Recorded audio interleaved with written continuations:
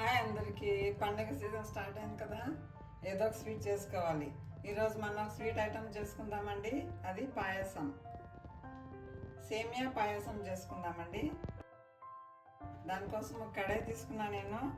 కడాయి వేడవుతుంది. పక్కన స్టవ్లో నేను 2 cups water తీసుకున్నాను అండి. అది బాయిల్ చేసుకుంటాను పెట్టుకుంటున్నాను. కడాయిలో గీ వేస్తున్నానండి.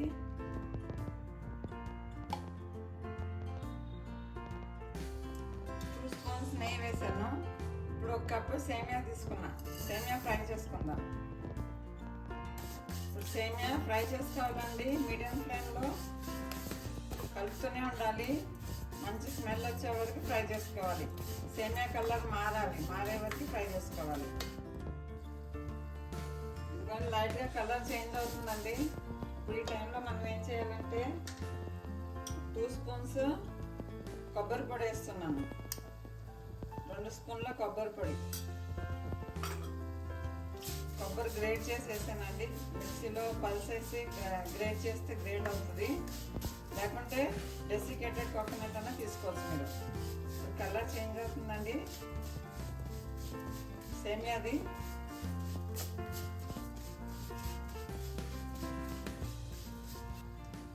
ఇదిగోండి, కలర్ చేంజ్ అయింది కదా సేమియాకి. ఇప్పుడు మనం హాట్ వాటర్ వేసుకుందాం. 2 కప్స్ వాటర్ నేను సైడ్ స్టవ్లో బాయిల్ చేస్తాను పెట్టానండి. ఆ వాటర్ వేసుకున్నాం. కొంచెం కొంచెం వేసుకోవాలి.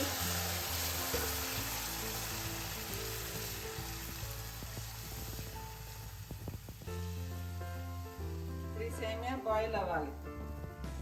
ఎందుకంటే సేమియా ఉడుకుతుందండి.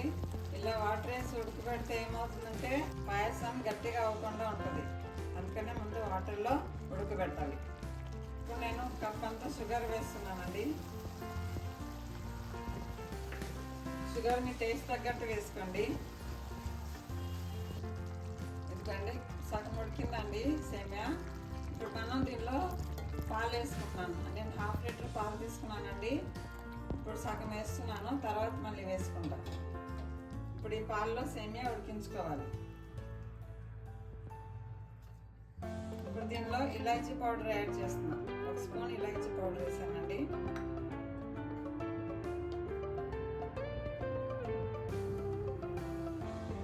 పాలు 2-3 బాయిల్స్ వచ్చే వరకు ఉడికించుకోవాలి. సేమియా సగం ఉడికింది. సేమియా చూద్దాం ఉడికిందా లేదని. ఇదిగోండి, సగం ఉడికిందండి. ఇప్పుడు పాలలో కొంచెం ఇంకా ఉడకాలి.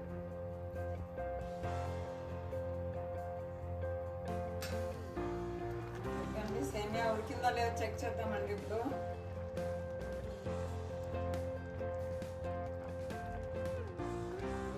ఉడికిందండి, సేమియా మెత్తగా అయింది. ఇప్పుడు మనం ఏం చేద్దామంటే మిగిలిన పాలు కూడా వేసుకుందాం. 1/2 లీటర్ పాలు తీసుకున్నాం కదా, మిగిలిన పాలు కూడా వేసేసుకుందాం.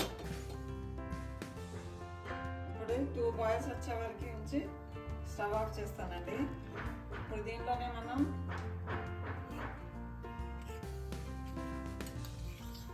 కాజు బాదం ఫ్రై చేసుకుని పెట్టుకున్నానండి, అది వేసుకుందాం.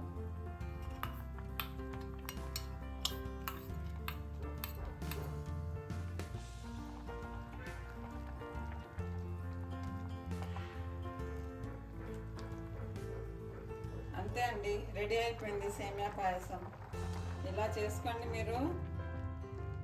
గట్టిగా అవ్వకుండా ఉంటుంది పాయసం, గట్టిగా అవ్వకుండా ఉంటుంది. మీరు ఎప్పుడు తిన్నా కూడా ఇలా వాటరీగానే ఉంటుంది. ఇలా చేసుకోండి, మీరు ట్రై చేయండి. సేమియా పాయసం కదా, అందరికీ వచ్చు చేయటం. కానీ నేను గట్టిగా అవ్వకుండా ఎలా ఉంటుందో అది చూపిస్తాను కానీ చేశానండి.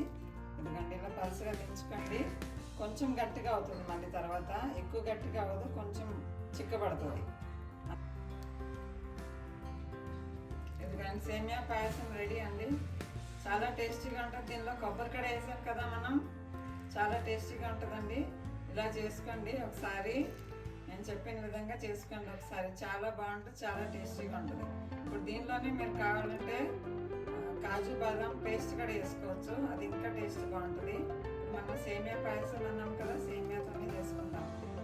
అందరికీ జన్మాష్టమి శుభాకాంక్షలు, కృష్ణాష్టమి శుభాకాంక్షలు. Happy Krishnaastami. Thank you for watching.